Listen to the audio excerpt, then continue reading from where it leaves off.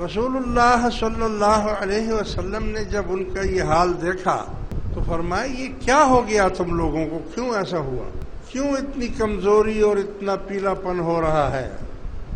صحابہ نے عرض کیا کہ حضور آپ معصوم ہیں، آپ اللہ کے پیارے نبی ہیں، آپ گناہوں سے پاک ہیں، آپ اللہ کے محبوب ہیں، آپ وصلی روزے رکھ رہے ہیں۔ تو ہم نے سوچا کہ ہم تو بہت ہی گناہگار ہیں، ہمیں بھی وصلی روزے رکھنے چاہیے، تو ہم نے وصلی روزے رکھے اور کل شام کو افطار بھی نہیں کیا، سحری بھی نہیں کی۔